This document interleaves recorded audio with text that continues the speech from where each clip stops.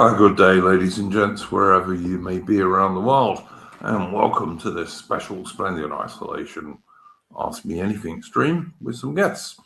As always, I'm going to start us off with a tune just to give people time to join the stream. Take up the white man's burden, send forth the best ye breed. Go bind your sons to exile, to serve your captives' need. To wait in heavy harness on flooded folk and wild. Your new God's sullen peoples have devil and have child. Take up the white man's burden, in patience to abide, to veil the threat of terror and check the show of pride. By open speech and simple, 100 times made vain, to seek another's profit and work another's gain. Take up the white man's burden, the savage wars of peace. Fill full the mouth of famine and bid the sickness cease. And when your goal is nearest, the end for others sought, what's love that heed and folly? Bring all your hopes to naught. Take up the white man's burden, no tawdry rule of kings, but toil of serf and sweeper, the tale of common things. The ports ye shall not enter, the roads ye shall not tread. Go make them with your living and mark them with your dead. Take up the white man's burden and reap his old reward. The blame of those ye better, the hate of those ye guard. The cry of those ye humor are slowly towards the light. Why brought ye us from bondage, our loved Egyptian night? Take up the white man's burden, ye dare not stoop to this, nor call too loud on freedom to cloak your weariness. By all ye cry or whisper, by all ye leave or do, the silent, sullen people shall wail gods and you. Take up the white man's burden, have done with childish days, the lightly profit laurel, the easy ungrudged praise. Come thou to search your manhood through all of thankless years. No age with give or wisdom, the judgment of your peers. Take off the white man's burden through all of thankless years.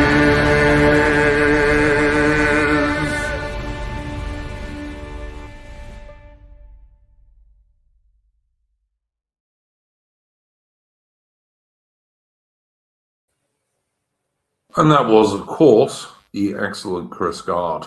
If you like good music and you want to hear good music from someone who is on our side of the political spectrum, do go and check Chris Gard out on YouTube. And you can also follow him on X on Twitter.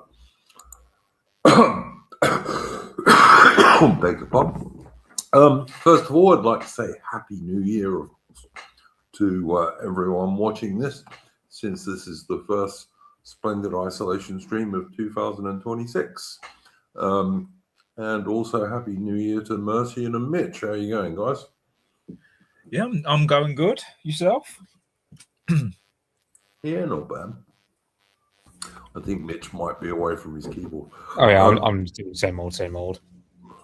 And of course, for anyone who hasn't noticed, Mitch has got Tolkien as his avatar this evening because I believe it's his birthday, isn't it, Mitch? Yeah, 134th, if I'm not mistaken. Well, there you go. Tolkien's certainly an excellent Englishman and British dude, so I'm all in favour. This is going to be a fairly casual stream for people in the audience. We're probably going to talk a little bit about goings on in Venezuela. The main thing I thought we would talk about this evening was Nigel Farage and Rupert Lowe and who we should be supporting in 2026. I can tell you short answer from me is Rupert Lowe rather than Nigel Farage. But on the other hand, Farage is the guy who's probably going to be, or hopefully even going to be, the next Prime Minister. I mean, whether he's going to be disappointing is a different story. I also thought we might talk a little bit about Steve Laws, who has been doing a damn good job recently of putting our position before the public on a variety of streams. Andrew Gold, or I believe Goldstein is what AI was calling him on his stream earlier this week, tried to ambush Steve Laws, and I don't think it worked. I think Steve Laws coped with that pretty well. But again, you guys can have your opinions on this. I would say that Andrew Gold was pretty underhanded and very. I mean, I suppose you'd use as gamesmanship. Like there was no sense of decorum from him. He just kept going, "Oh, but your leg is twitching," or he'll say, or he kept, because as I said back on AI stream, he's like, he kept making this argument of, well, we're going to become a minority anyway, and white people are probably going to go extinct. So you should just roll over and accept it. And you start there thinking, yeah. If anything, he just gave further sucker to someone like Steve Laws, because Steve Laws is basically just going, "Oh, total win migration. Otherwise, we're wiped out." And Andrew Gold is taking the literal extreme opposite position. It's just a matter of people who are just going to go over to Steve Laws after that. But personally, I don't think Steve Laws is that good at debating or arguing with people outside of our circles. Personally, he's not good at debating, I don't think. But that's just me. Yeah, I disagree with that a bit, Mitch. I'm a pretty big fan of Steve Laws. I follow him on X. I'd really like to get Steve Laws on our stream, on one of our streams this year. If he's free, he'd be more than welcome. Morgoth comes on our streams from time to time. And I would love to have Steve Laws on because basically I 95% agree with him. My only difference with Steve Laws is that I wouldn't chuck out people like Ben Habib or the chap who runs Heritage. I wouldn't chuck those guys out. But because they've got a proven record of being pro-British, pro-real British, and they are half British anyway. Those guys I wouldn't chuck out, but you'd need to have a proven record to not be chucked out by me. But also Steve Laws is quite honest, and he points out that you aim for Mars and hope you'll land on the moon.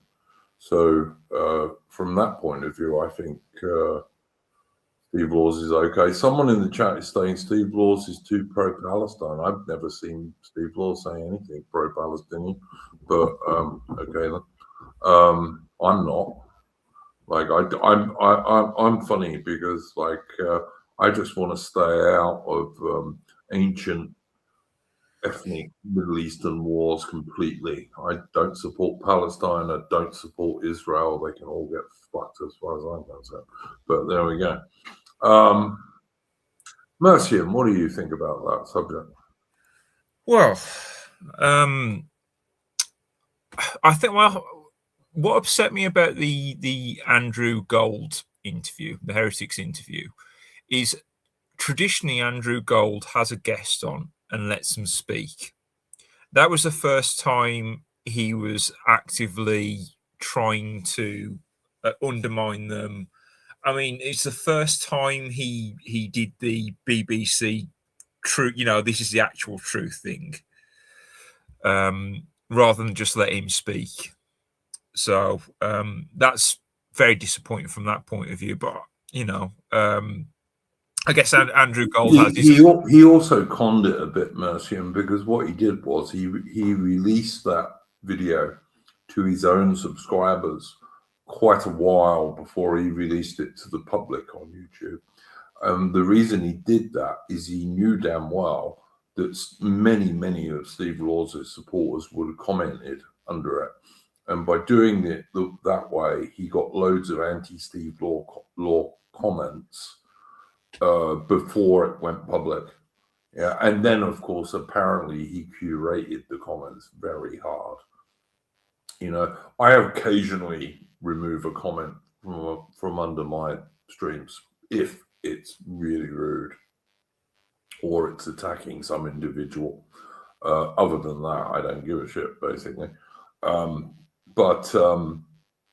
Yeah, he is, Gold was not at all above board on what he did with Steve Laws there, unlike the other people who have had Steve Laws on.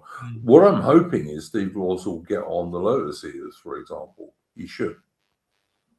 Possibly. It's not impossible, is it? I think that's down to Steve Laws, though. Yeah, but that's Peter McLaughlin on there back on Friday. McCormick, you mean? I think it is. Peter McCormick. I'm thinking of someone else. Yeah, sorry. Peter McCormick. Yeah, who it's weird seeing him. Basically, he's wearing like a sweatshirt. Like, I'm sort of thinking, shouldn't I would have thought he'd wear a suit for the Lotus Eaters, but that's just me. Given how fussy Carl can be around that these days. But well, I don't understand British guys who don't wear a suit and tie when they're going to appear in public. If you're going out on a date, say, or you're going for a job interview or something, you wear a suit and tie. You just do. I mean, maybe not on a date these days, but I used to. I was always suited and booted, as we used to say back in the old days. I love dressing up, but vis-a-vis the Andrew Gold interview, if he felt like he was there to push back, I'd really rather even not bother with the interview altogether. I feel like that's away from the brand that he's given himself, just to let people speak. Yeah, look, I mean, the thing is, Gold was trying to destroy Steve, and I think he failed. And the reason he failed is that Steve's an honest bloke and just says what he means and means what he says. And I think the vast majority of the British public would probably agree with Steve Laws, to be honest. On that, I'd say Steve did a lot better with Liam than he did with Andrew, because I think, again, Steve's honest and Liam Tufts is just a bit of a retard, whereas Andrew's a bit more cunning and went in with more ill intention, I think. But Steve still did fine, though.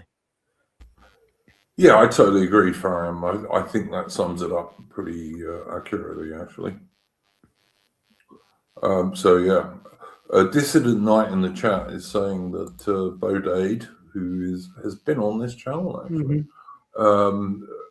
did reviews. Mr. H is Bodade's friend. They've got their own channel. Yeah, no, I follow Bo on Twitter and on YouTube. I liked a couple of videos that he did with Dan on movies and books and stuff over Christmas. They were pretty good. Mm-hmm. I'd like to be friends with Mr. H Reviews. He's a big car guy as well. Yeah. Yeah, no, absolutely. I do, look, Mercian. Just to remind you, at some stage this year, I'd love to do history of the British car manufacturing industry with you on one of our history streams. That would be pretty interesting, I think. Yeah. I feel like it'd be nice to have a bit of reinforcement on that to make sure I've got all the I's and T's crossed and dotted. But yeah, no, I'm built for it as well. Yeah, you take as long as you like, mate. I mean, there's no time limit. I mean, when you're ready to do it, just let me know and we'll do it as a Yeah, I think maybe we could do it in segments because I mean, British Leyland is a stream in itself, probably a couple of streams.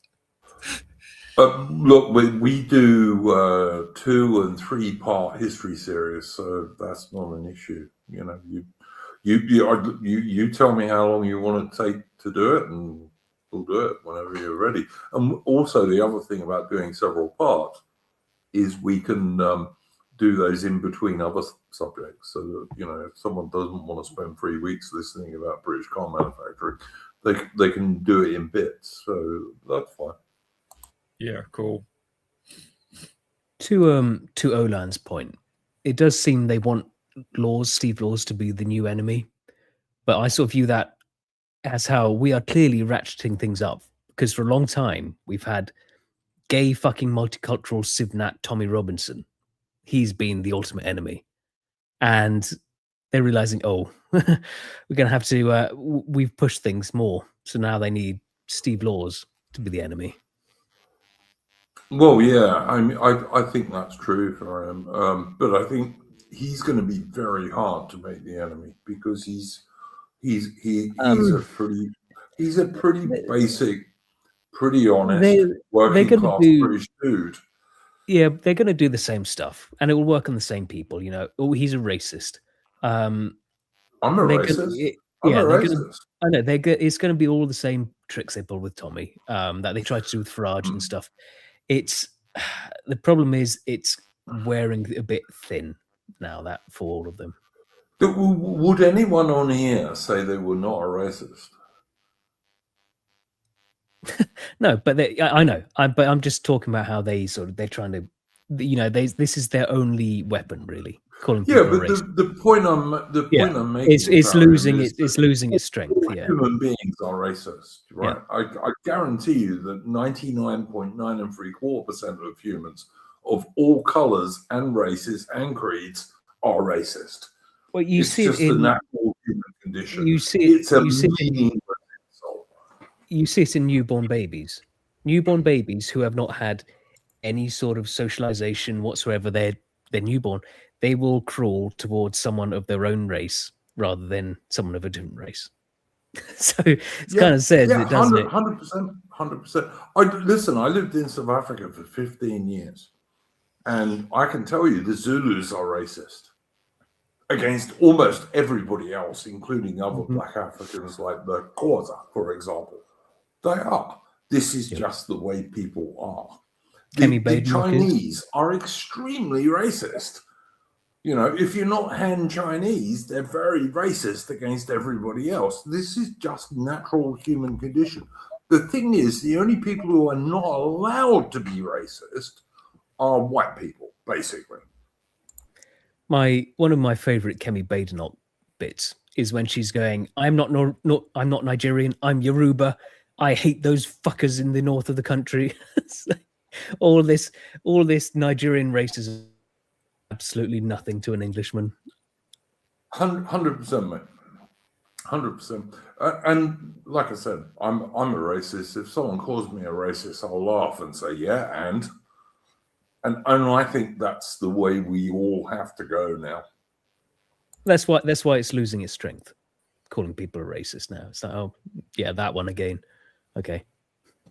Yeah, there was a guy who I don't know if he commented below one of Steve Law's tweets or below the video, but he basically said, "Oh well, I'm a father with 2 small daughters, and I'm basically on Steve Law's position because this is not a game. This is not a game for me. Like, you know, he fears for his 2 daughters, so he's literally coming into the Steve Law's position.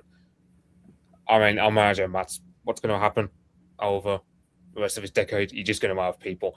It's like you have the focus groups that Dominic Cummings talked about in that Spectator interview, and that's basically the kind of people that would move over to Steve Law's position in time. It's just a matter of, when you have someone like Andrew Goldstein going, oh, well, you should just roll over and accept that you're going to become a nut and you're going to die out. Of course, people are just going to go, okay, screw you. I'm literally going to go with Steve Laws, even if I don't like him, just because I'd rather have him than this gay pro-extinction rhetoric that some like Gold uses. Just go extinct gracefully. Yeah, just surrender.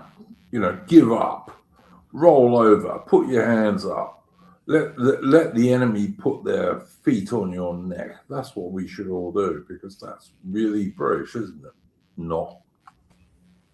And then his next interview, I think, was with that reform Muslim woman, Layla Cunningham. Yeah.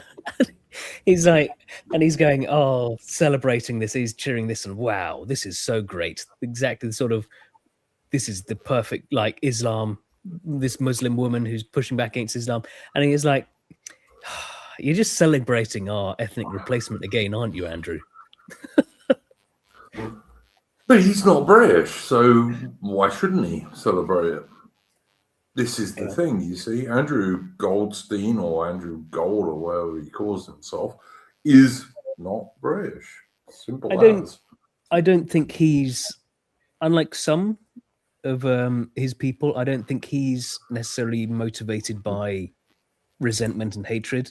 It's just for him, it's just more about self-interest and and naivety as well. Really, I just think he's another Sivnat, and the problem with Sivnats that I always see is they always look to the Michaela school and look the Michaela school. Look at all these Muslims that are pretty practicing British ways, and it's sort of like that Michaela school is a hellscape. They're not allowed that they're all. It's all vegetarian food to stop any rioting. It's so authoritarian.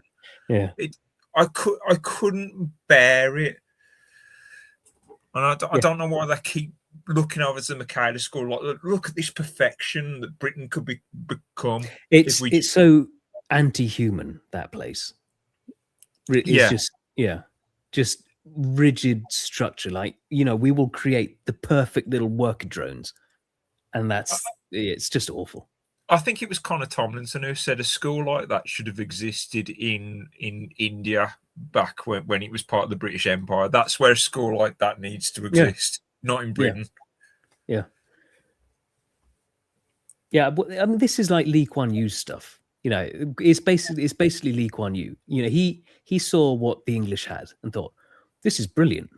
The only way I'm going to be able to do this in Singapore is with absolute authoritarianism. And that's what the Michaela School is. We didn't need a Michaela School here back then. Now we do, unfortunately.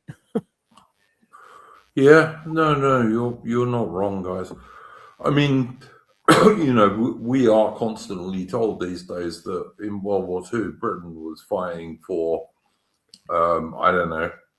Zionism, Jewish people, Israel, African rule, white farmed deaths in South Africa. I mean, if you were to follow this to its logical conclusion, this is what Britain was fighting for in World War II. But of course, it's absolute bullshit because my grandfather's generation were ethno-nationalists. And not because they were particularly ethno-nationalists, just because ethno-nationalism was the same thing as civic nationalism in Britain in the 1930s and 40s, because there were no foreigners here, hardly at all. There were no foreigners in Britain. Don't you know, Duke? A certain Worcester Club guy said, all we have to do is just chuck out the bad migrants, and then we can have the good migrants. How do you tell who's who? He also, I believe, wanted to replace all of us with good migrants. Yes, that's right. He did. He did. He But- wanted all of us, and specifically the four of us, gone, so that good migrants could come in and replace it. And dear old Harry, and what a bloke. I mean, it is funny. I was glad Steve Laws called him a spastic, but yeah. It is funny how the boomer truth regime has, it's just using that as an easy term, how it has sort of painted like the Allies as not being racist, when I mean we were probably more racist than the Germans, really. I mean the Germans even made propaganda, like American propaganda, going like, oh, look at how badly you treat the blacks in your country. Coming from the Nazis. Is that, oh, okay. Yeah. My grandfather spent 5 years holding down India in the 1930s. So, he was fairly racist, to be honest. Yeah, where the Nazis got the idea of the yellow star for the Jews from. Yeah, that was Edward the First, wasn't it? Yeah. Yeah. Yeah. Yeah. Yeah. The guys, we live in clown world. We do. When Anglo-Saxons can be black, and it's like you remember. I need to mention this one because I brought it up on AI's recent stream, but I'll bring it up on this one. You remember Beachy Head woman?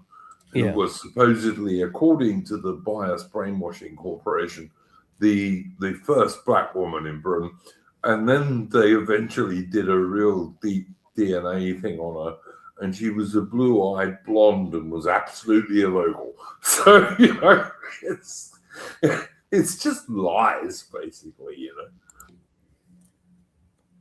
My grandfather, after the war, he moved to Rhodesia, start a tobacco farm there. And remember my mum once mentioning it, and she was like going how the locals had some of the local Africans there working on it, and it's like they sort of, you get gifts each year and stuff and things. I'm thinking, are these slaves? I didn't say anything because I didn't want to upset her, but I don't think they were really paid. I think they were just kept and fed and housed and fed on the farm. I'm pretty sure they would have been paid, actually, mate. Didn't bother me, but yeah. No, I'm sure it didn't. But I mean, I lived in Africa for quite a long time, and those people were paid. They might not have been paid much by Western standards, but they were paid. And they were also mostly fed as well. Like one of my mates, Jan, who's an Afrikaans guy in South Africa, he had, I don't know, 5, maybe 6 Zulu families who worked on his farm in northern Natal. Mm-hmm. And the guys who actually did the work were paid. Mm-hmm. But in addition to that, all their families got rations every month. Even the kids and the old people who didn't work, they were given like mealie meal and sugar and rice and all this kind of stuff every month. Yeah. Well, those were guys who didn't do any work on the farm at all. Yeah. I also had some cousins who had a farm in Rhodesia. They're still there. They obviously lost it all, but when the independence came, it wasn't all just taken at once. But they did sort of introduce laws that stopped the blacks from working with the whites there, and that ruined all the help and stuff that they had on the farm, because they couldn't work. So all these blacks had nothing now. But yeah. Well, the thing was in Rhodesia, for example, and what's his name has done some really good videos on this. Zuma Historian, I think his name is, has done some really good videos on Rhodesia. And he points out that actually there was no color bar in Rhodesia as such. Like if you had a certain amount of property and you were literate, you could read and write and all the rest of it, you could vote. Yeah. There was never that stuff in Rhodesia at all. So someone's saying Zuma is a goat. I don't know what a goat is. What's a goat? Greatest of all time. Oh, okay, fair enough. Yeah, I like Zuma historians' videos on Rhodesia. They're very accurate. And I know a fair bit about Rhodesia because when I lived in South Africa, I knew lots of Rhodesians. And Rhodesians in South Africa were called Wemwees because they always said when we were in Rhodesia. So white South Africans always called them Wemwees. But yeah, they were good people. For the most part, they were really good people. And Britain betrayed them totally. Yeah. My cousins there, their kids, they did try moving to South Africa after independence. But they just really hated it. Ended up going back to Rhodesia. And these days, it seems like South Africa's even more dangerous. It would be for them. Africa's funny. I moved away from Africa in 2000 and I still miss it. And I miss mostly the game reserves, places like Umfolozi and Shishlui and what have you in northern Natal. But I also, to some degree, miss the Zulu boys. I do. Yeah, Africa gets under your skin. It just does. There's something romantic about the damn place with all the barbarianism that is there, and there is a lot. If it's tamed by Western people, there's something about that damn place. There really is. I was about to say maybe you could do the propaganda for all the African boat migrants that are coming here. Yeah. Not on your life, mate. No, he's talking about counter propaganda to like convince them not to leave. Oh yeah, counter propaganda. Why they want to come to Britain is I've never understood. Gibbs. To be honest. Well, I do. Yeah, it's Gibbs. If you didn't have a welfare system for these people in Britain, they wouldn't come. It's as simple as that. Well, yeah, that's the thing is that like they're making so many children, especially in like places like in West Africa. I think is it Burkina Faso? I'm thinking of the highest birth rate in the world of it, or Niger, one of those. Yeah, it's just a matter of they're making so many babies that when all the men grow up, there's nothing for them. So it's kind of like it's kind of like a gay version of what the Viking era was in terms of at least with the Vikings, it was a matter of again, Scandinavian blokes move out because there's not enough land for all of them and not enough opportunity back home. So places like Danelaw, Kieran Roos and all this. Whereas with the Africans, it's not even like they're getting actual doctors or engineers. We're just getting literally a low quality fodder. It's like, like the idea of like a good immigrant that Harry mentioned. It's like, well, it's like his criteria of a good immigrant is someone who marries an English person, and I'm like, okay, Priti Patel did exactly that. She still flooded us with a third world anyway. So you can have the so-called good migrants, but at some point later on, those good migrants will just flood you with the terrible ones anyway. Yeah. Well, I remember Morgoth, the channel friend, talking about the goat herder coming over here to live in the pod or a container or some of the crappy places you live in the inner cities of places like Birmingham and things like that. And it's sort of like, why would you give up that life of being a goat herder and being attached to the land to live in some commie block in Birmingham? They are sold a lie, really. Especially like women, they sort of told that all these white women will just be throwing themselves at you and all this stuff, and that they can have so much. So they are definitely sold a bit of a lie on that. And they are sold a lie, Farage, that's for sure. But our people are sold a much bigger lie.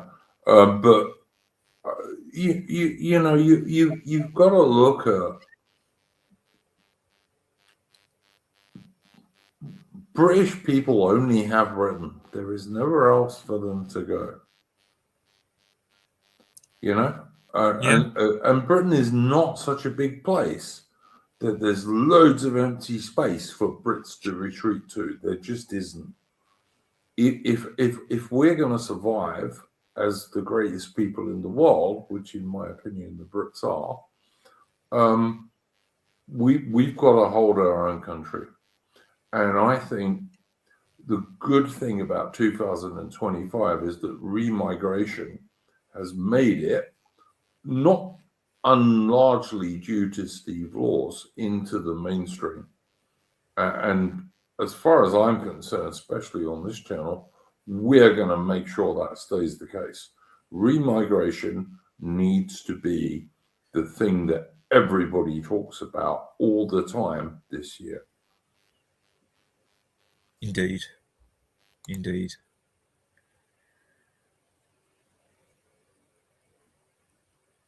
Have we mentioned Venezuela at all yet?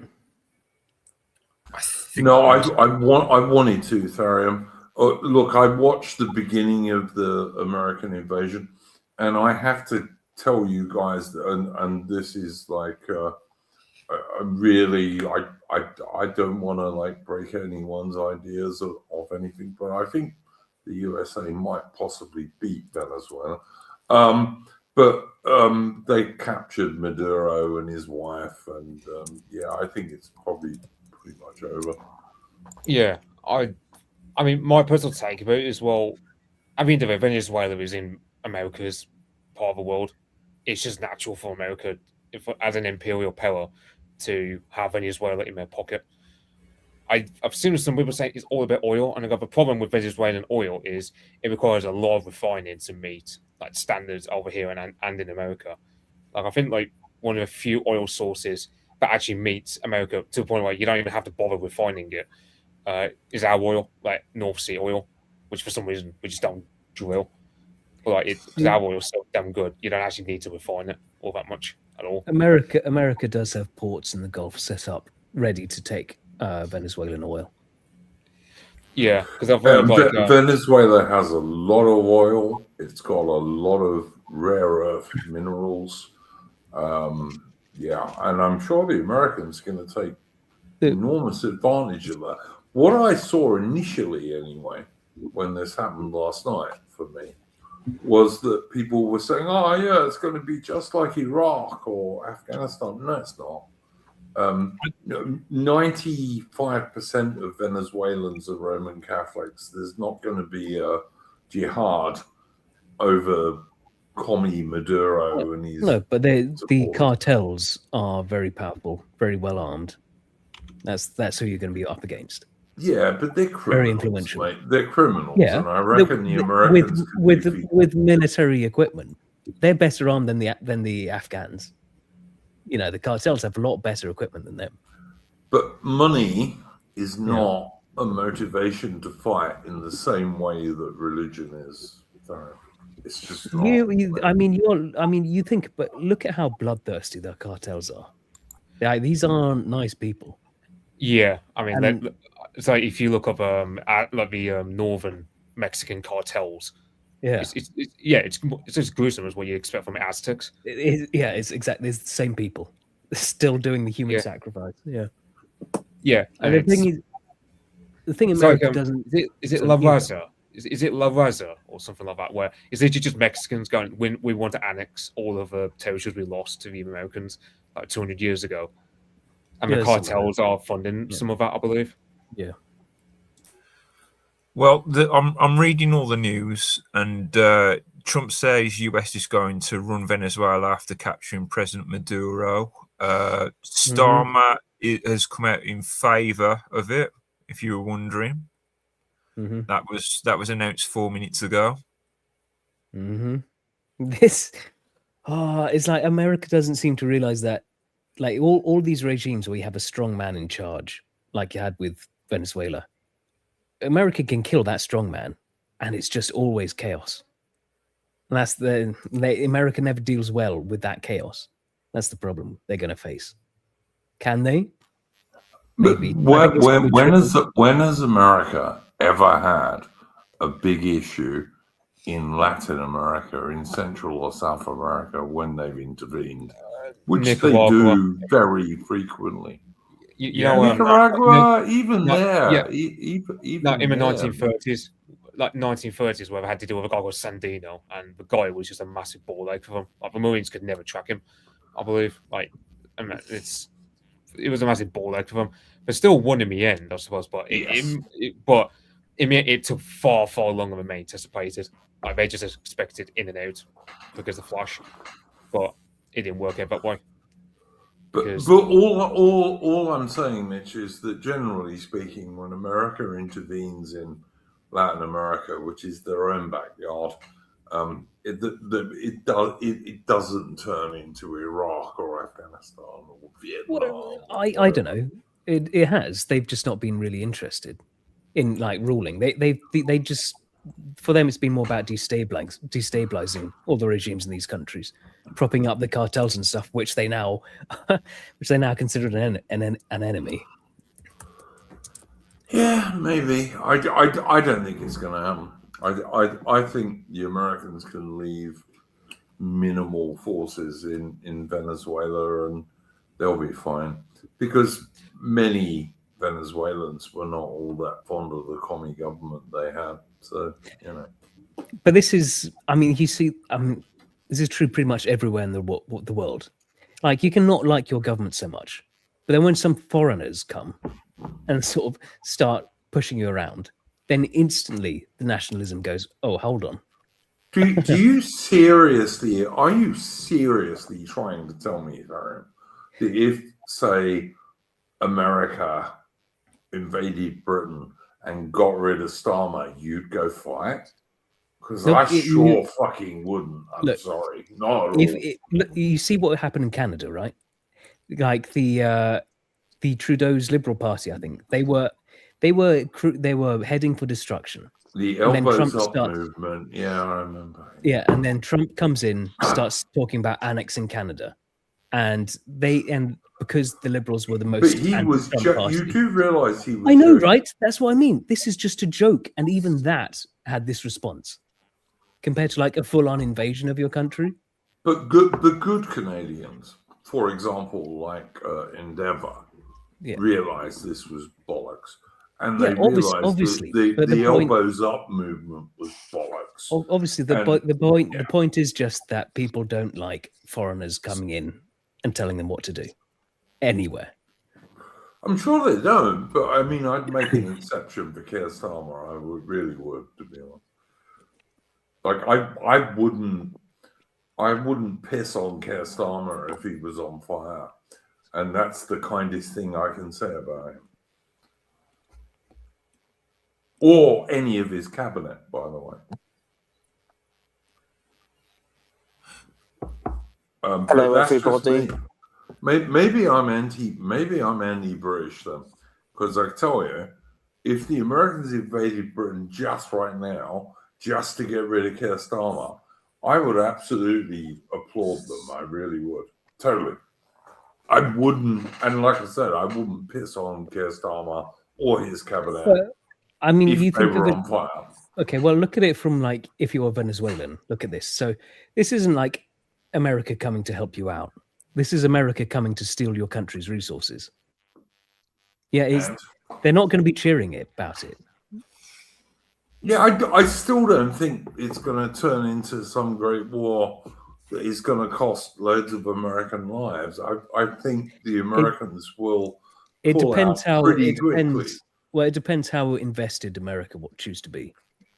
I think the Americans will pull out pretty quickly, leave a few special forces behind, and those guys will easily deal with the few commies who support I think Maduro. then the country would likely be another Libya, just a failed state. From what I've read, or what Donald Trump has said, that apparently US are going to run Venezuela indefinitely until it stabilizes. So they're going to become a colonial power, are they? Essentially, yeah. Yeah, I will say that Brazil was probably thinking about how to get nukes at this point. Yeah. Anyway. Yeah. That's one problem with America doing stuff like this. I understand why they're doing it with Venezuela because there's nothing really redeemable about Maduro, but at the same time, it can give guys like Brazil and others saying, okay, well, we're gonna have to get nukes because that's the only guarantor of because it's like North Korea will never get invaded because they've got nukes. So that's what others. And America. Why do the Americans want to invade Brazil, Mitch? Lula, who's the president, he's very anti-Trump. Like he's very left wing, very and very anti-Israel as well. Part of the BRICS nation. That's going to be more of a problem, William. Is if they're anti-Israel, that might be more of a problem. I would just say I've hopped on. I can't stay too long, unfortunately, because I'm still at work. But I thought I'd hop on anyway because who would have thought this story happened today? And I mean, I'm going to be honest, Andrew. America or American-led operations like this, when it comes to regime change, like filling the power vacuum. They're not very good at. They're not very good at it. If I'm to be quite blunt, they're not very good at it at all. What's happening with the Venezuelan army? Have they disbanded the Venezuelan army? What's going on there? Do we know? Well, there's only 100,000 Venezuelan, not just army, air force, and navy as well, and they have ancient Soviet era equipment. They're going to do fuck all, basically. Yeah, it's the cartels. Anything that could do fuck all, the Americans knocked out in about the first hour. Yeah. But the thing is, the Iraqi army was also pretty crap. But when the Americans sacked them all off, they just created a massive ball ache for us for 8 years. Yeah, but I mean, Mitch, the Iraqi army was also full of Islamic guys, and Venezuela is 95% Roman Catholic. This isn't going to happen there. I mean, Duke, how many Latin American insurgencies have there been? I mean, you got the Sandinistas back in the 1930s. I mean, loads. Loads. None of them very effective, but loads. Well, but still could provide in the case of Sandinistas, a massive ball ache for years. Like the Marines could never catch the guy behind it. It took them ages. Yeah, you got a lot of jungle to hide in, but Venezuela's not very big, and it's so close to America and so close to so many major American bases that I don't think the Venezuelans have got a shit chance in hell. The border with Brazil and is pretty porous, so it'd be quite easy for these guerrilla forces to come and go. Yeah, and they've learned. If the Americans don't put down any defenses in that area, which I would guess they probably would. I mean, you've got to look at they've had decades of seeing how America tries to rule these places and the effect and what guerrilla tactics work. It's not going to be a walk in the park for America. Yeah, so it'll be like. Do you remember, guys, when the Americans took out Noriega in Panama in 1989? It'll be it'll be like that. I mean, you got what is it called? FARC, I think it was in Colombia. It took like 50 years for the government to come to peace with that insurgency. I mean, like I said, America has the choice. You can leave Venezuela to be a failed state, or it's gonna, they're gonna have to try and occupy it. Well, they can occupy Venezuela. It's not very big, as I keep trying to tell you. And all right, they have a border with Brazil and what have you. They can defend that border reasonably easily if they want to. America also has the problem of it's all of this stuff always has the problem of its own support within its own American population. Like, there's going to be a bunch of like MAGA people who will be saying, "Why the fuck are we wasting all this time in Venezuela when we've got like these Somalians Totally defrauding?" agree. And I it's totally agree. Yeah. yeah. I Do we, will say I do think that America. I'm going to be honest, and you all might disagree with me on this. I can definitely see America getting bogged down. Now, it may not be full-on counterinsurgency like Iraq. It may, whether it's criminal gangs, I don't know. But I do think they'll be bogged down there, and they won't be able to do stuff with Iran. They can't do two at the same time. I don't think so. My only fear, William, is that Trump and his military advisors look at this, and it went so easily that they think they can do the same thing in Iran, and I think Iran would be a massive mistake. Whereas, they can do this, but they can't do Iran. But one thing I will say: the Americans have been incredibly lucky that they haven't had any fatalities. I mean, that's kind of like that's very, very lucky. Depending on I mean, I don't even know if any like branch of the Venezuelan army even fought back. To be honest, I didn't look see like it. No. Doesn't look like it. No. The thing is, Venezuela is a communist country, and lots of people don't like living under communism. I would imagine this is true. Yeah, Mercy, and I'm 100% behind you in what you're saying here. Yes, I do agree with Fabian though, because I mean, it's like you take the Russians in World War II. They don't like Stalin, but if it's a choice between Stalin versus Hitler, they're going to go with Stalin. Yeah. Likewise, you always pick between America and Maduro, but really, it's a different gambit there. There is also the trade-off in Venezuela. Currently, homosexual marriage is banned; it's illegal. Pornography is banned and it's illegal. Now, I'm guessing now. I'm guessing under America now, if it's American administration, well, definitely the pornography bit, but also the homosexuality bit is legal. So there's swings and roundabouts to this. There are swings and roundabouts to this. It's guys. Honestly, this is so funny for me. The Venezuelan leader was a commie. Okay.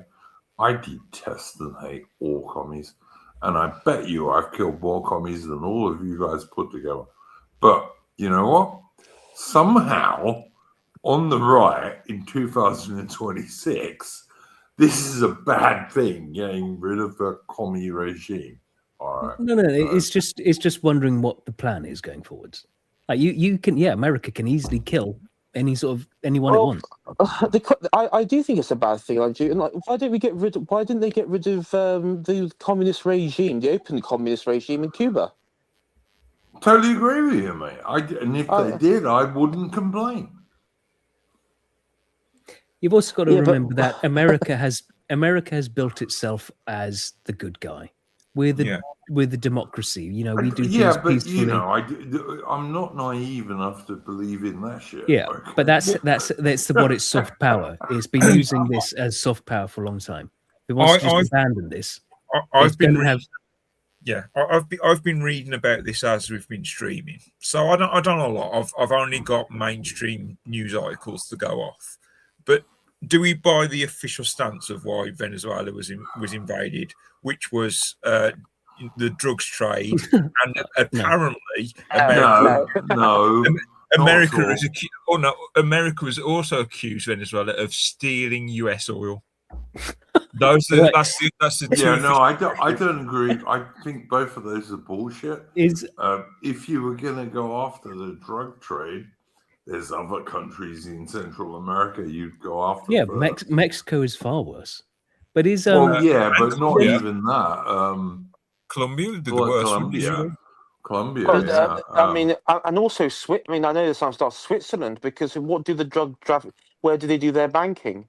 Mm-hmm. A lot of it's in Switzerland as well, or in those sorts of places. So if you would generally want to do a war on drugs, I mean, it would be It'd be quite easy to take out. Let me read this. Admittedly, this is from The Guardian. I don't know the date on this. So this is why has US attacked Caracas? I don't know, I can't pronounce that, and captured Venezuela's president. Caracas. Yeah. So today, this is the official line. Over recent months, Trump has repeatedly called for the ousting of Maduro, accusing him of sending drugs and criminals to the US, a claim experts have said lacks the evidence. He also claimed that Maduro was stealing US oil. I have a That's question. official line. There's one question about that. Does US oil encompass every drop of oil everywhere in the world? I can only tell you what The Guardian have reported. Look, I can tell you that Venezuela has some of the biggest and deepest oil reserves in the southern hemisphere. Sorry, in the western hemisphere, and also a lot of rare earth minerals that would be useful to the USA. And anyone who doesn't think that's the main reason they were attacked has to be damn stupid. But I mean, whatever. So, is there a risk, because of course he has interest in in Greenland? Is there a risk now that the Prime Minister of Denmark could just be kidnapped or something by Trump overnight? I think that's pretty unlikely, to be honest with you. William? I think that would be a one step. I mean, that'd be like a bit of a one step too far, wouldn't it? Yeah, it'd kind of lose all of America's allies at once, immediately. Yeah. So I don't think they're going to do that. Trump's quite amusing, but he's not that stupid, But yeah, does anyone really care who runs Venezuela? I don't. But I mean, I saw one American anon. Because of course Venezuelans in exile in the United States have been gathering in, because a lot of them live in Florida, right? Have been gathering outside Mar-a-Lago, and he just said, "Well, as the communist regime is no longer there, and the threat to you, you time to go home." Yeah, basically, time to go home. Yeah, I mean that should be like one of the first. When Assad, when he was ousted in back in Syria, back whenever, and you had all the Syrian nationals in Europe and in here celebrating, my immediate response is, they can go back now. Assad's gone. You're safe. I mean, the other thing is, if America runs Venezuela for a while, they can make that a safe haven for people like Nick Fuentes. They can send those guys there, and they'll be entirely safe because it's run by America. And all of these Hispanics can be sent out of America. This would be quite based if he did it.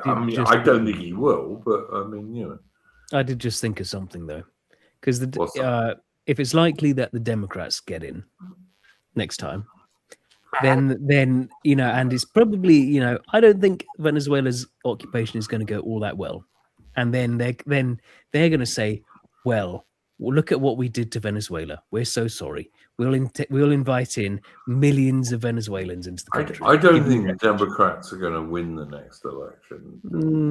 Fair. Yeah. They might do all right in the midterms. I suspect they won't, but they might. But they're not going to win the next presidential election unless Trump makes a real big fuck up. I'm looking at the American conservative reaction to Zoran Mamdani, like being mayor of New York. I'm already going, New York will lose its status, and instead we'll just get Miami under Ron DeSantis. We'll just make that the financial capital instead. Like it's just a matter of it, but just keep doing a runaway scrape where we just go. We've lost this city to the Dems. We'll just go somewhere else. Like, if you look at the governor's election in Ohio, for example, coming up, it's between an Indian, Vivek Ramaswamy, and a Jew. There's work being done on that, William. There is work being done. Well, I should think so. Ohio, which is basically, Ohio is the birthplace of the GOP. It's the birthplace of the Republican Party. And if your choice is between basically two non-Americans, particularly one who was just straight up like like an anchor baby or what have you.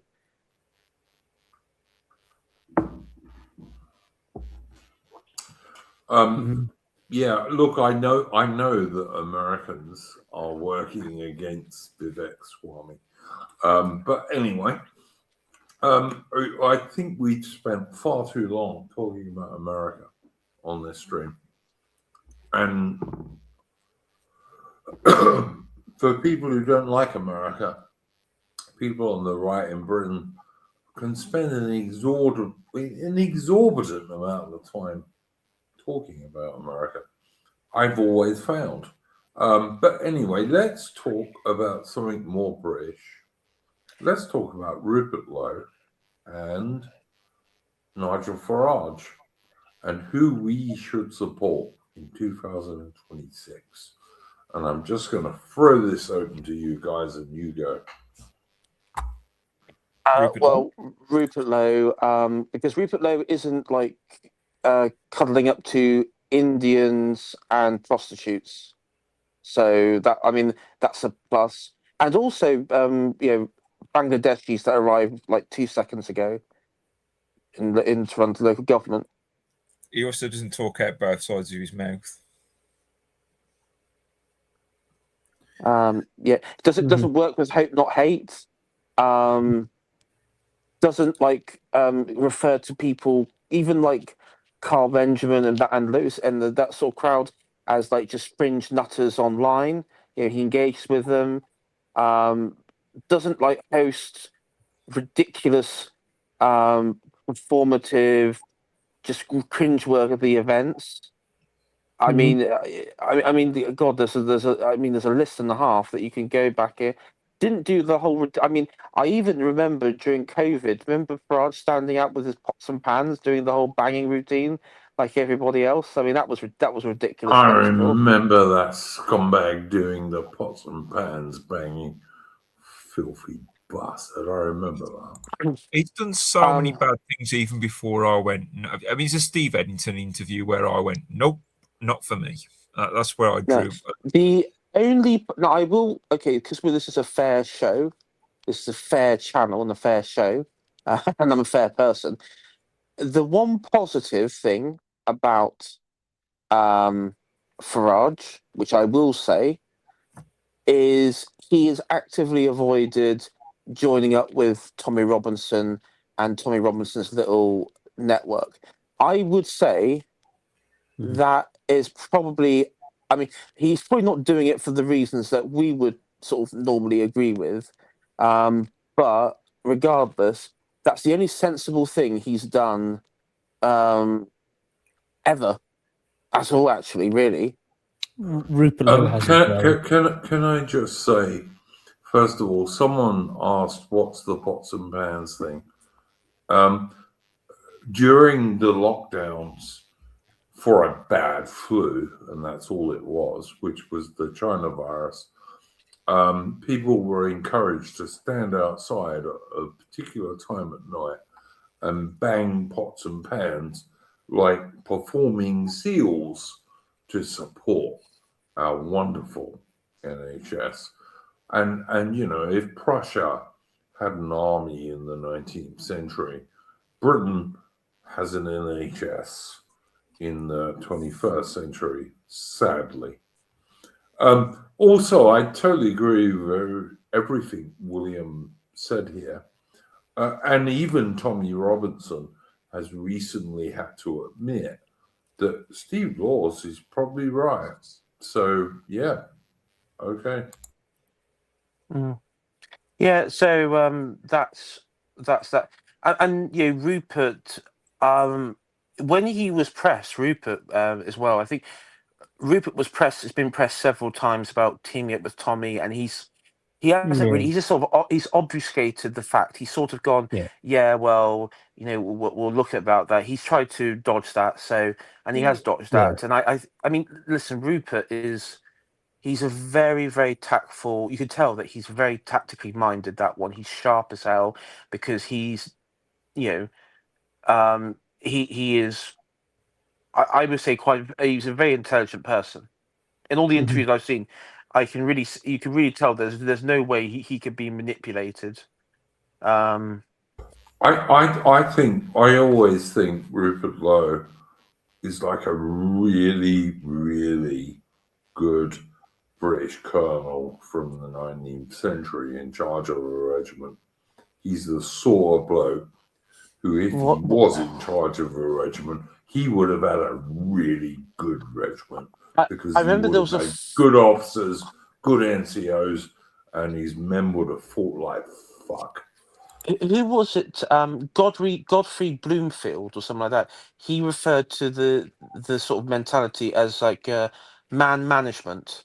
This is the man management bit where you're just a natural born leader, and some people have that quality and some people don't. I think Farage, he's a good speaker, but I don't think he's a good leader. I don't think he's got that capability of actually being a leader. No. I mean, No, Rupert is a leader.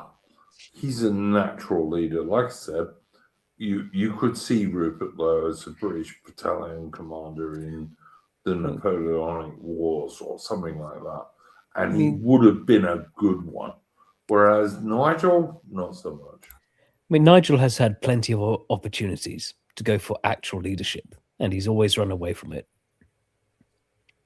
The other thing, I genuinely think reform in the polls has peaked. I think they're going to head down now. They have been trending down. Yeah. I don't know how far down they'll go, but they'll certainly end the year lower than where they are now.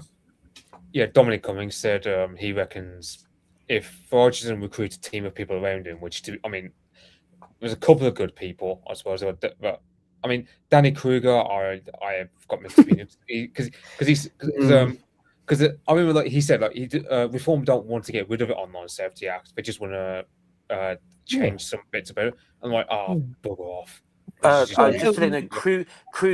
Kruger was the one that welcomed Bonnie Blue with open arms, quite literally. I mean, that piece of shit, that fucker's conservative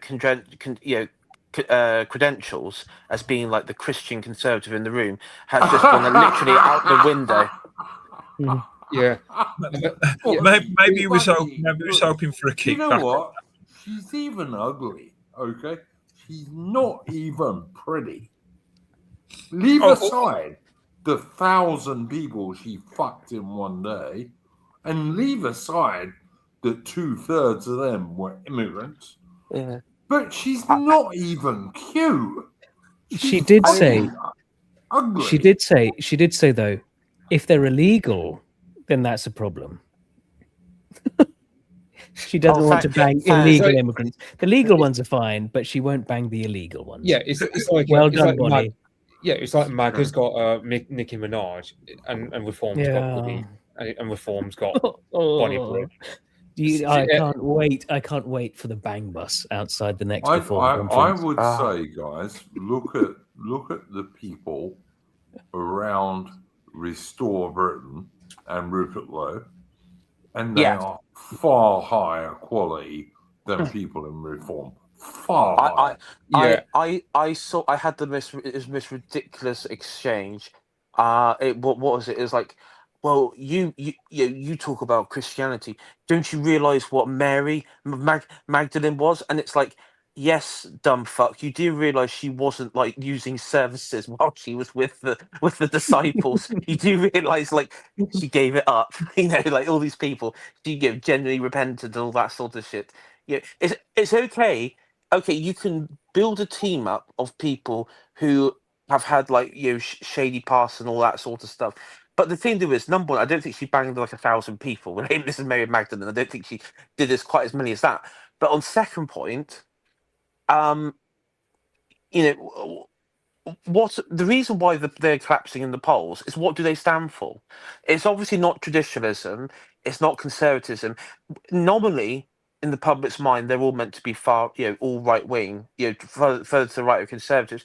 But quite frankly, there is no political ideology. It's basically, Farage and like 2016 vibes. That's it, and that's not enough. That's I definitely think not enough. I think the only thing the Reform have going for them that might actually follow up through is their anti-EU stance. But even that's slipping as they've brought in loads of Tories. I mean, like, what was it? I forget the percentage, but I think it's like more you'd think are actually for EU in the Reform voter base or the Reform Party, and it's sort of like, how is that a thing? It wouldn't surprise me. It wouldn't surprise me that, and they would probably well, the thing is, you would say, okay, the route to do that for them is to team up with AFD in Germany and then Le Pen's lot in France. But he's distant. Even Farage has like condemned Le Pen and the AFD. I mean, the AFD, where their leader is a lesbian who's married to this Sri Lankan woman.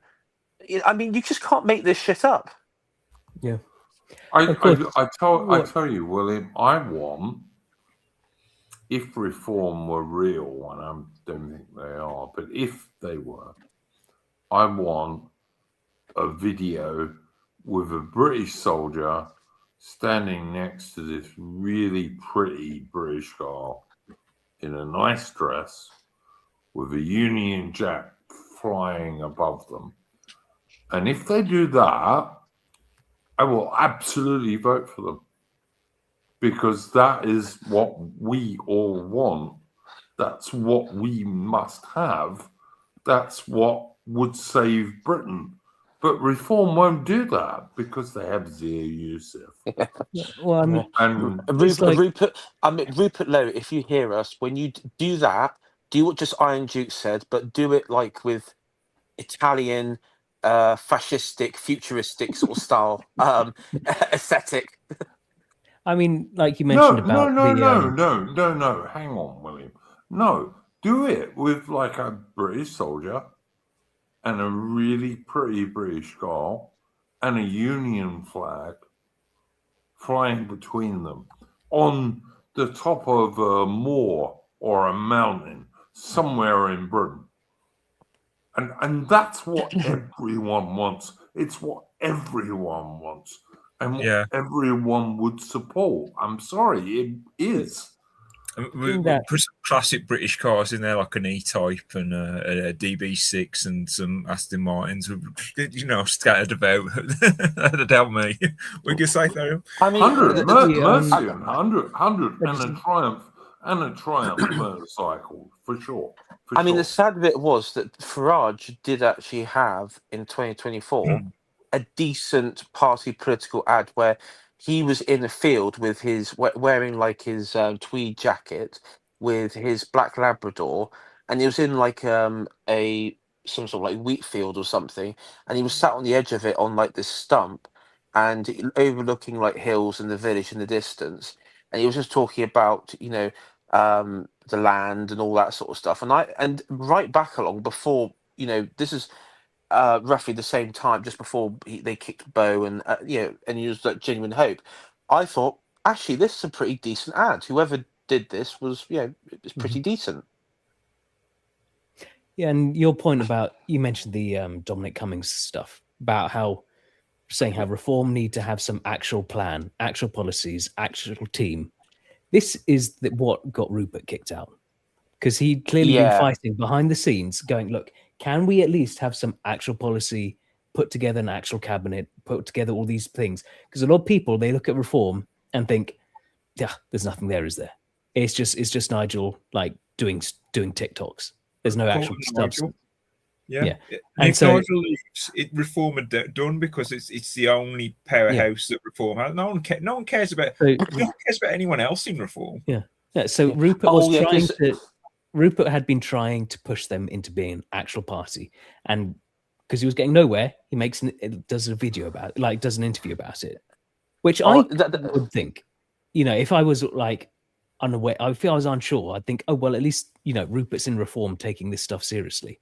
But no, then he gets kicked out. I mean, do you remember? Because actually, you just reminded me, Tharium. Thank you for reminding me of this.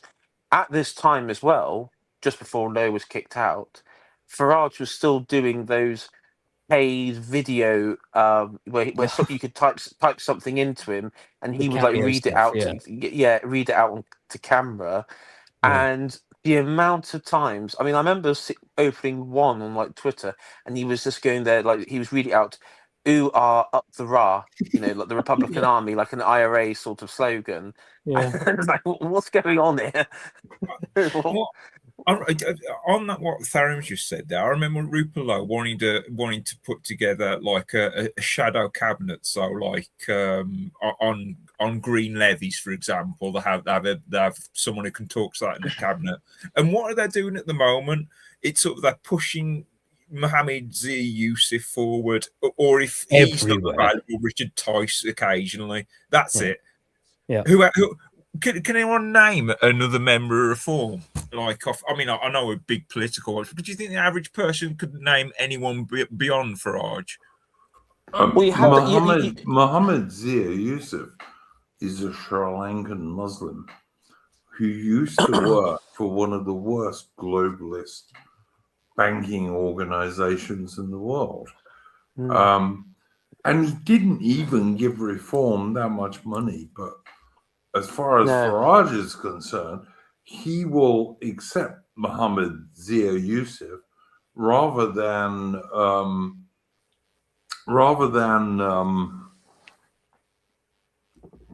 Rupert Lowe. Rupert Lowe, who is an English gentleman, basically.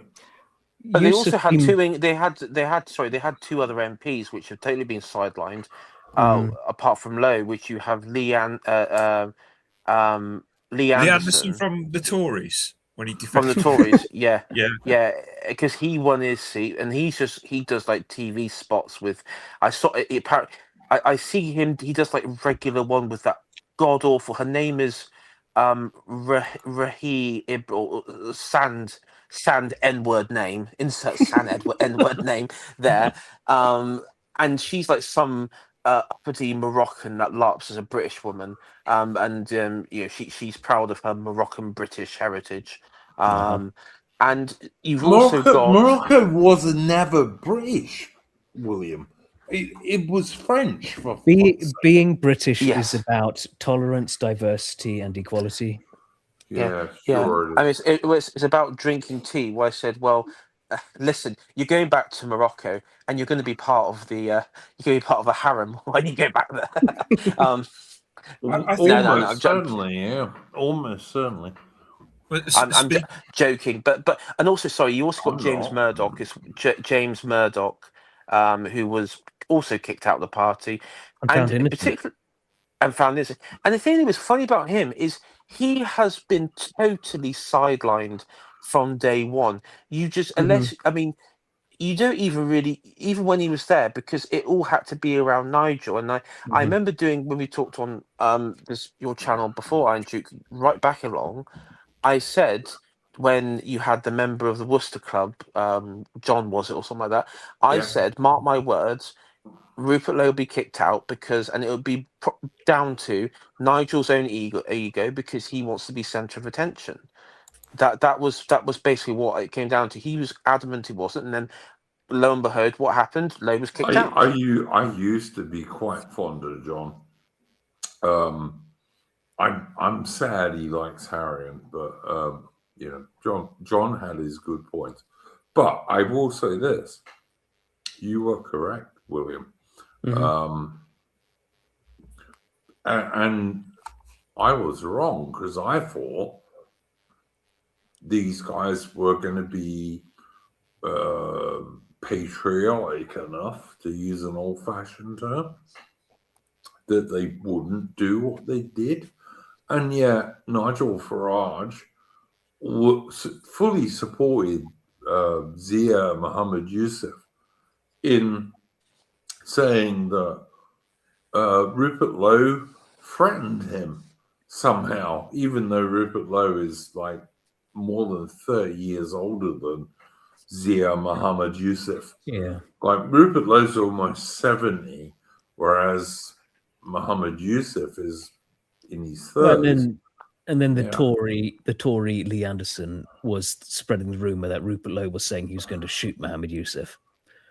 So And that's why does they took his anyone gun. think? Does anyone really think Rupert Lowe was going to shoot Mohammed Yusuf? And I might say, as a personal aside, that had he done so, I wouldn't have cared. But okay. I mean, quite frankly, if he did, yeah. We'd strongly condemn it. We'd strongly condemn it, Will. I mean, Yeah, maybe he did. officially on this channel, we would condemn this totally because we're totally peaceful people. And we never agree with any violence under any circumstances, including think- America invading Venezuela, but whatever. You know what? Rupert Lowe is an English country gentleman with his Labradors and his shotguns and his all the other stuff that English country gentlemen do. And I think he's a great guy. I really do. And he doesn't lie. When he talks on social media, he does not lie. Well, one thing I want to ask the panel is, what can we expect from a reform tenureship? What are they legitimately? What do you think that will do that will be beneficial? Anything? They've committed to not reducing taxes. So that's maybe we get brothels. We get like total free market, like brothels back in the high street. You know, only whores on fans demand. nationalism. Bonnie Blue will be the MP for that, I'm guessing. Yeah, the minister for whores. You know, If easy Bonnie access. Blue is in a brothel, I ain't fucking her. She's not cute. But anyway, that's an ugly girl. I'm sorry. But we might get cross-channel illegal immigration stopped. Maybe. I think that's about as much as we could hope for. I wouldn't hold your breath on that, but yeah. Because like, I mean, we all know like the Blob and how like much influence and they have, and it's like, so anyone going in is just going to need to have the balls to just sack all of them, just say no, tear up the entire system. Well, one thing that they're promised is to get us out of the ECHR. How likely is that to happen? Because that's a biggie. I mean, it's not really though. Like, you can just ignore it. Like, you don't even need to leave. So I don't know.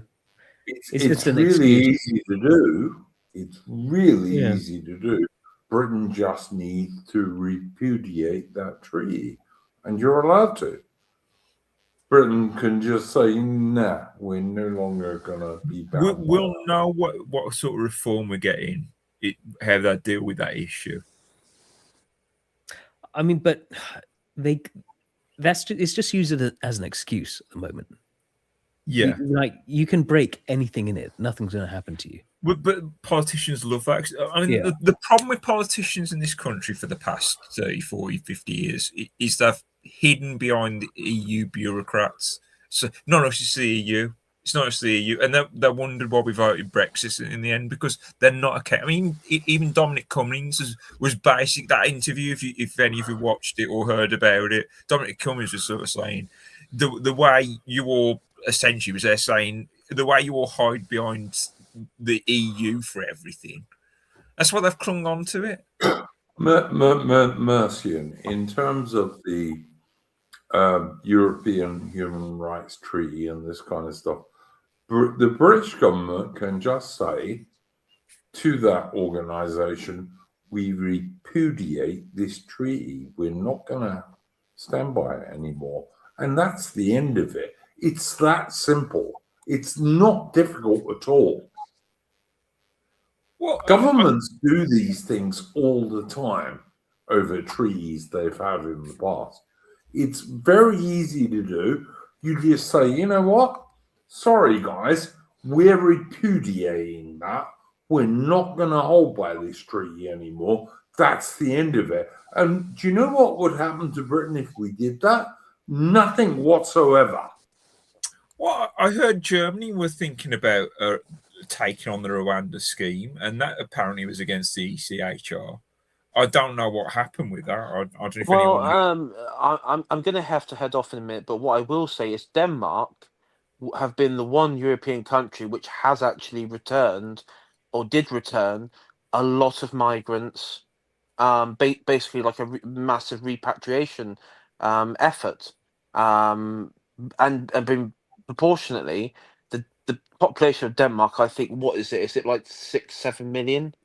Maybe a bit more than that. 5.5, actually. Five and a half.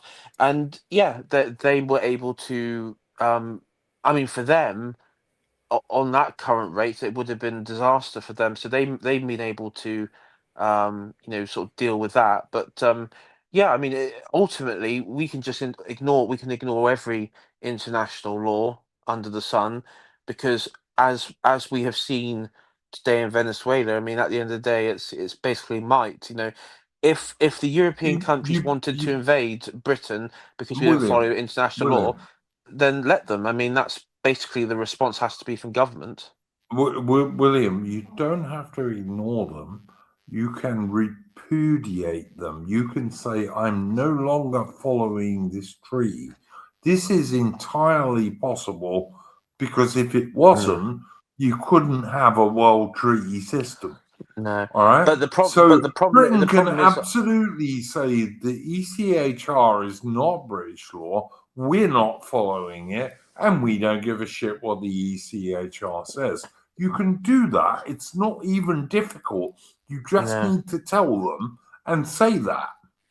But the threat won't be coming from a foreign power as such. The threat will be from basically within, because you will have all the mechanisms, the system, all the lawyers, all the civil servants, all the bureaucrats, the Treasury, the Bank of England. I mean, you're going to have all systems of power and governance in this country that will work against you. So you either have to do a total clear out of all those people, replace them.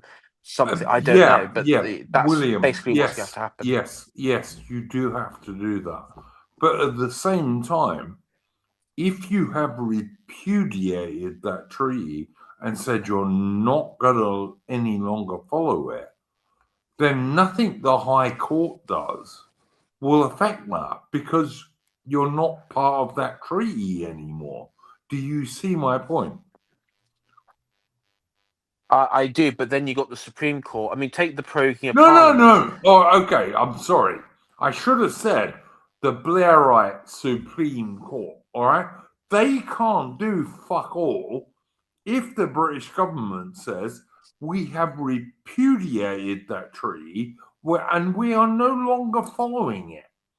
Right. So then the Supreme Court, the Blairite bullshit that it is, can't argue anything, because they will come to the stop of, oh, I'm sorry, the British government no longer follows that rule.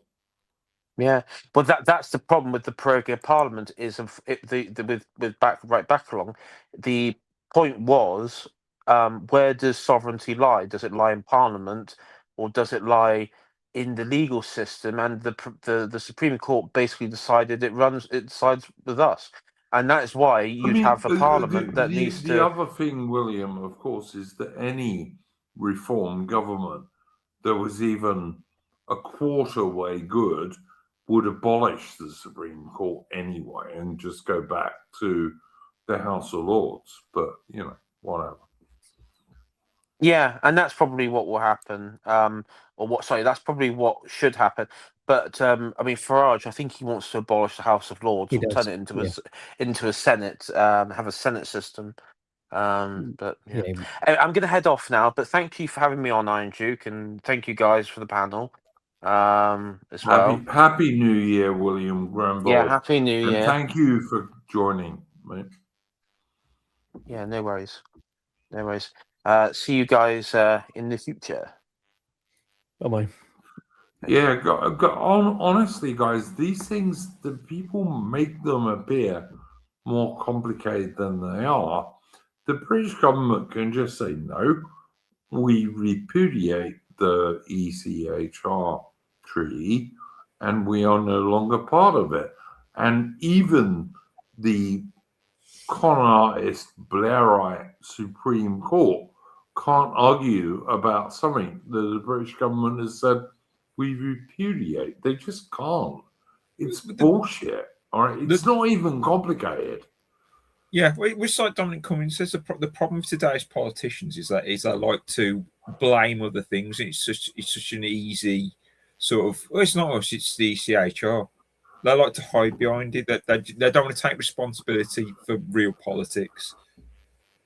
And that's why they're in power, because they won't use it. System working as intended. Mm. 100. I don't disagree with any of that, but yeah, I don't know. I think English and British men need to start behaving like English and British men used to in the past, and be decisive and say, look, you know what, this treaty is bollocks. We're no longer going to abide by this treaty. We're going to do something else. And that's easily possible and perfectly legal, even in the bullshit international law sense. You know, and there is no international law, really. There's what you can get away with. If you're a powerful enough country, you can get away with an awful lot. You could argue about any law, really. It's can you enforce it? Because all law is can you enforce it? Yeah, true enough, Mercy. And there's much truth in that too. You know, every Englishman's home used to be his castle. Isn't anymore. Used to be. Yeah. You invaded an Englishman's home and got hurt or killed.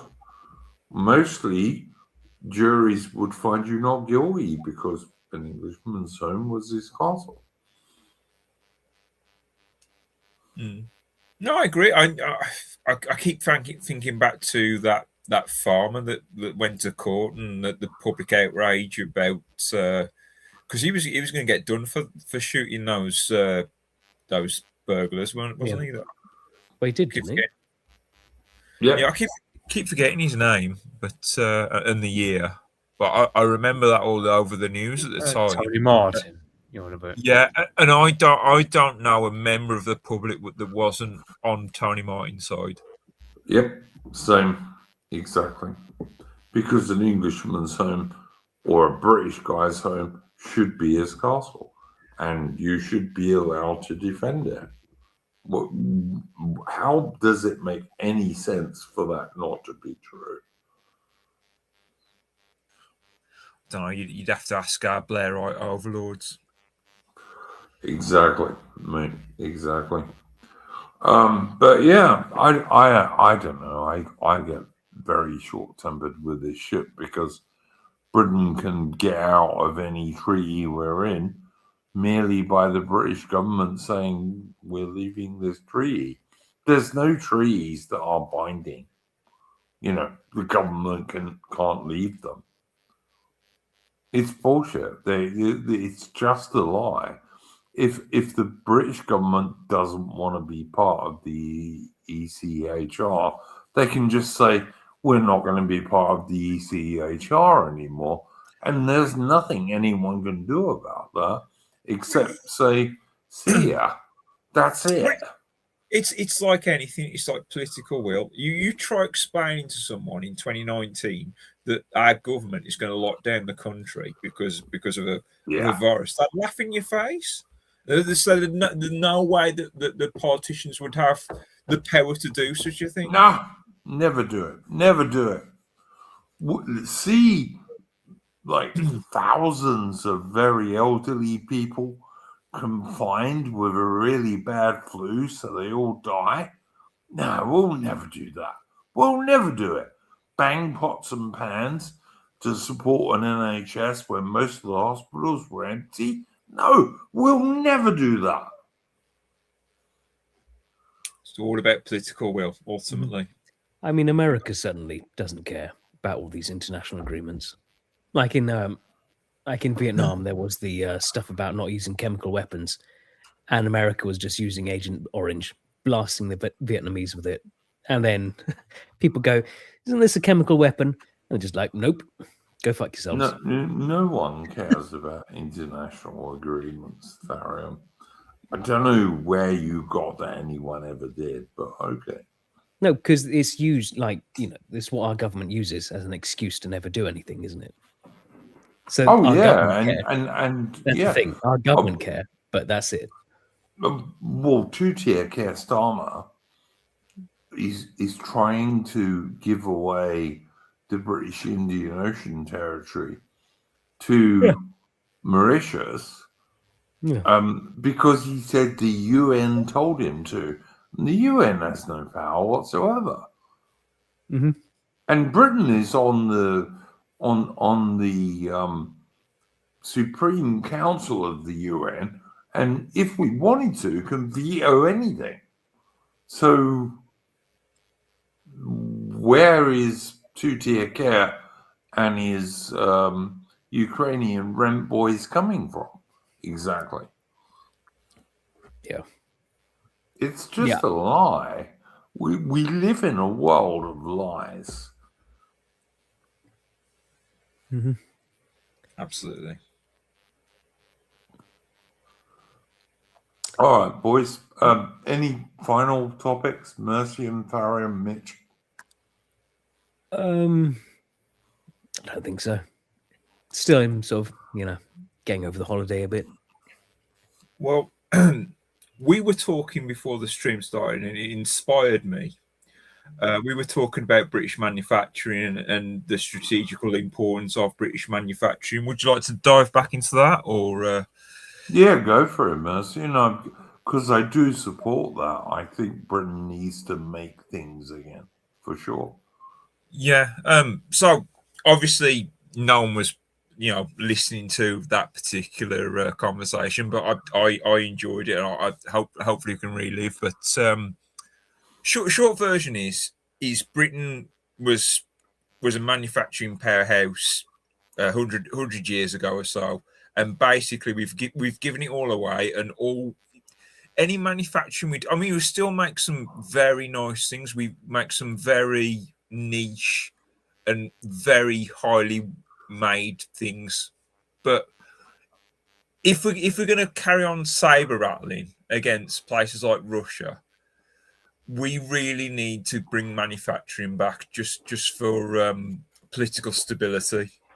Thoughts, But panel? Mercy, and the one thing I would say, or two things, is up until, 50 years ago, Britain built damn good aircraft, like damn good warplanes. Yeah. And also civilian airliners. And we still build damn good warships, to be fair.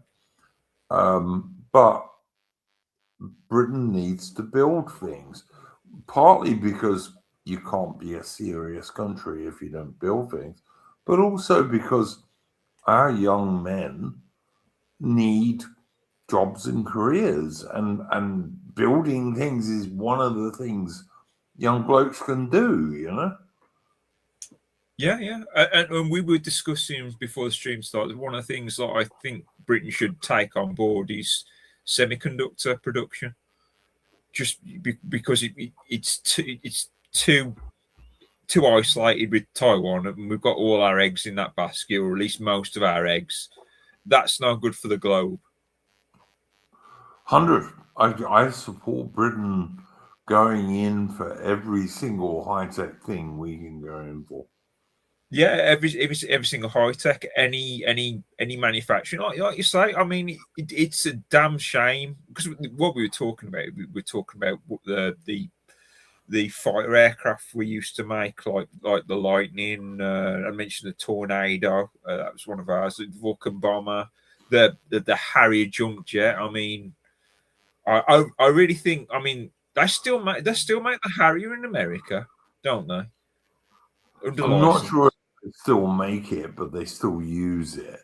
But the Americans turned it into a bomb truck, whereas the British Sea Harrier Mark II was an absolute fire with 4 AIM 9L sidewinders and a Aiden gun. Yeah, I'm just going to. It's the McDonnell Douglas AV-8B Harrier 2 that I think America makes. Yeah, I'm not sure if they still build them, but I think the last one was manufactured in 2003, so perhaps not. Sounds about right, mate. But yeah, but the British Sea Harrier 2, which was built after the Falklands War in 1982, that could carry 4 AIM 9L sidewinders and an Aiden cannon, and that was a damn good flyer with a good radar, by the way, which the American AV-8B lacks.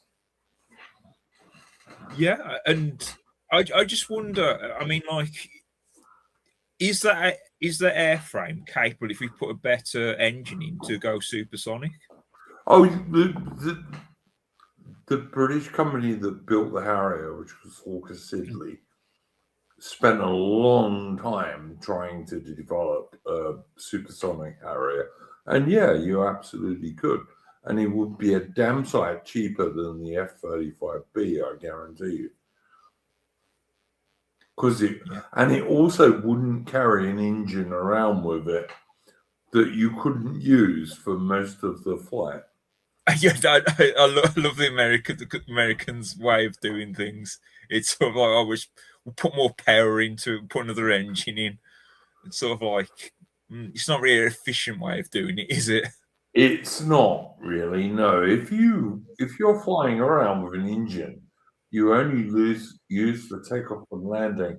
That's not a good aircraft, mate. It really isn't. I thought the F-35 just rotated its engine. No, it has. Oh, that's very stupid. Yes, it is entirely stupid. I agree. It's also very expensive and very heavy. I think we were forced to buy them because our aircraft carriers.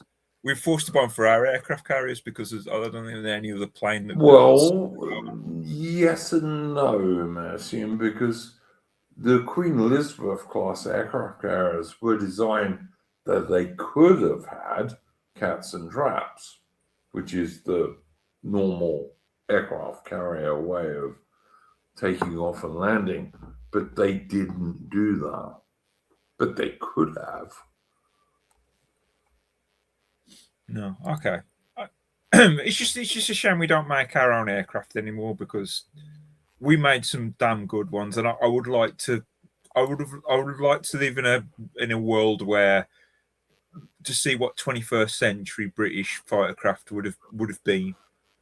You know, what would have been our 5th generation fighter? They are making check out Concorde, the airliner, right? Which was half British, half French, supposedly. But you know what? The Americans made sure you couldn't fly over America supersonic because that would have been too bad for the American aircraft industry. They are making BAE are making the Tempest, new Tempest jet fighter. Yeah, I'll believe it when I see it. Sorry. Yeah. I'll believe it when I see it. That's currently at least that's what the public plan is. Yeah, and I hope it works well. Yeah. But, you know, Mitch has just left us, and Mitch sometimes accuses me of being too American, too pro-American, I'm sorry.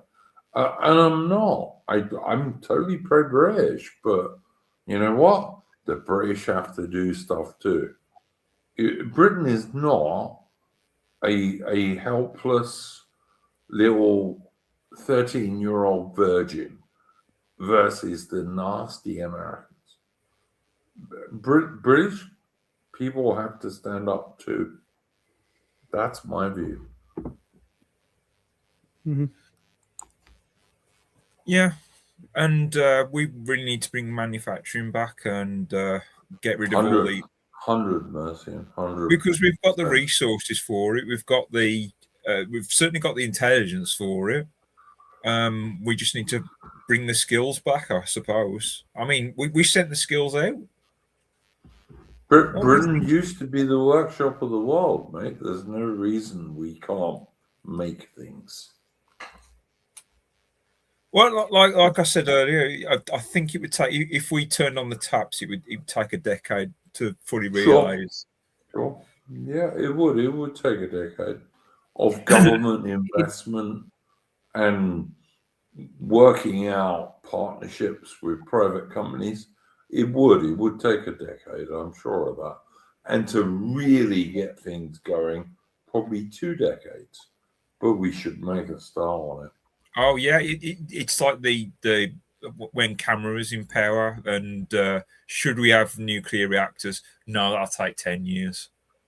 And 15 years later, we're like, wish we had those nuclear reactors. Yeah, because I mean, even that's the other thing. We're not even energy independent. We've got to rely on France. Mm-hmm. And we saw what happened in summer when Spain basically had that problem that could have cascaded up to us if we were saved by France, who were honestly trying to save themselves, but we were saved by France when they cut their power ties. That stopped the cascade getting to us. Yeah, no, 100% Mercy, and you're entirely correct. You know, the idea that Britain should be dependent on France for anything is ludicrous. But yeah, look, anyway, guys, first stream of 2026. Thank you very much to my guests, Mitch, William Grenville, Mercian, and Tharium. We'll be back next week with our first proper stream of the year. When, no doubt, we'll see what happened in places in Central America and all sorts of things. I just hope that this year we can make sure that remigration is something we will talk about on every single stream, because it's essential. And Steve Laws is right about that. Remigration. It's got to happen. It's essential. The great thing about Steve Law's message is it's simple. It's not polluted by any detractions. That's the good thing about Steve Laws. 100. And Steve Laws is a dad, a husband, and a father, and he's a good bloke. And this channel, so long as I run it, is going to support Steve Laws. So, yeah. Anyway, thank you, Mercian and Tharium. And is there anything you guys wanted to plug? You can subscribe to my channel. I have a channel. We'll be putting out more content when everything's sorted, including an interview with an ex-Reform member. Oh, cool. Mercian, anything? Oh, sorry, Tharium, anything? No, just follow me on Twitter if you want. All right. I have just noticed we have 2 super chats on Entropy. The first one is, well, hope you guys all have a wonderful year ahead. And that is $3 from Rong Tao Wu. And thank you, Rong Tao Wu. You have supported us in the past. There's also one from Red Three Trees for $25. Thank you very much, Red Three Trees. That's much appreciated. And he says, hope you guys have had a nice Christmas and New Year. Seems everyone is getting fed up with AA's doomerism. Now, I enjoyed watching Woodlander on Woe's channel. What do you think about his opinion that reform will go even harder against the right than Starmer to show they aren't scary racists? Mercian, and what do you think of that opinion, guys? He would be on brand. Yeah, is possible. I'm not sure. I think it's possible we will get a scrap more freedom of speech with them, but you never know. It's Yeah. if we start to become a threat to democracy and the usual stuff. If they're following the political winds, they are naughty, but you can never tell with reform. Yeah. Yeah, I would be surprised if reform made things worse, but it's possible, I guess. As for AA stuff, yeah, I mean, we've spoken, me and Mercy, about this sort of stuff. It's tricky to know when to take him seriously or not, because he's always playing a character, sort of just farm engagement. His current thing, and like he loves being, and his whole stuff is all about pro wrestling. So he sort of loves being the heel character. Yeah, but it is kind of fucking stupid. His current he's basically taking the Andrew Gold position of no, just lie down, accept your defeat. And I don't know. Yeah. No, I kind of agree with you, Therium. I never know when to take AA seriously these days. He just used a lot of sarcasm, even in his tweets. I've noticed, because I've seen him contradict himself, and sometimes I wonder, is that sarcasm? Because in text, sarcasm never works. Yeah. No, look, I by no means of any time always agreed with AA. I think he's got less based since he's not involved with John D. I think John D kept him a bit more based. Well, this is kind of like his character. You know, as like remigration becomes more popular, he now has to oppose it, because that's just what he's always sort of been. He always wants to be sort of the outsider, sort of. Yeah. So who the fuck knows with him? But he does have the sort of dual loyalties, which will always be a bit of a problem. Well, this is always true, yeah. Anyway, guys, thank you very much to Rongtao Wu and Red Three Trees. Your support is very much appreciated, guys. I'm spending about $200 a month at the moment on running these channels, so anything I get back helps. Thank you very much to Mitch and William Grenville, Mercian and Tharium for coming on as guests. And we'll see you next week for our first proper Splendid Isolation stream of 2026. Go well, guys, and I hope everyone has a great New Year. Yeah, Happy New Year, everyone. Mm-hmm.